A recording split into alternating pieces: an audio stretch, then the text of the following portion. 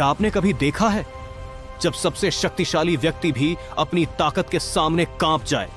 किष्किंधा के जंगल में बाली अपनी अजेय शक्ति के नशे में पेड़ पौधों को उखाड़ फेंक रहा था और अमृत समान सरोवरों को मिट्टी में मिला रहा था।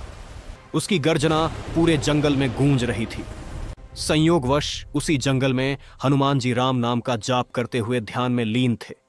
बाली की हिंसा देखकर हनुमान जी आगे बढ़े और बोले, हे बाली, इस बल के मद में क्यों इस जंगल को तबाह कर रहे हो?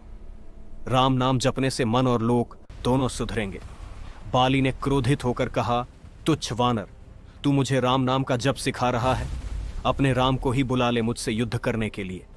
हनुमान ने क्रोध में उत्तर दिया, हे बाली, तुम श्री राम को रहने दो, पहले मुह तुच्छ सेवक को हरा कर देखो। बाली ने दूसरे दिन के लिए युद्ध तय कर दिया।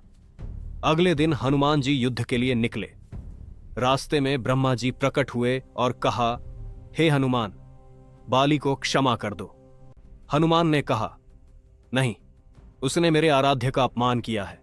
ब्रह्मा जी ने कहा कि अगर युद्ध करना ही है तो केवल अपनी शक्ति का 10वां भाग ही लेकर जाओ।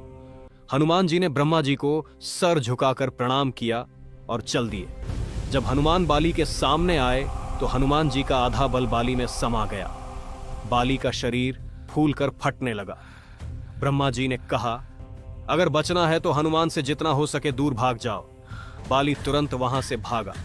आगे ब्रह्मा जी मिले और बोले, इतना भी बल सहन नहीं कर पाए तुम। यदि हनुमान अपने पूरे बल के साथ युद्ध में आते तो तुम तुरंत परलोक सिधार जाते। बाली समझ गया कि हनुमान जी का बल असीमित और राम भक्ति असाधारण है। उसने हनुमान जी को दंडवत प्रणाम किया और कहा, हे हनुमान, आप तो इतने बलशाली होते हुए भी इतने शांत हैं, कृपया मुझे क्षमा करें। अगर ये कथा पसंद आई हो तो अपने किसी सनातनी भाई को शेयर जरूर करें।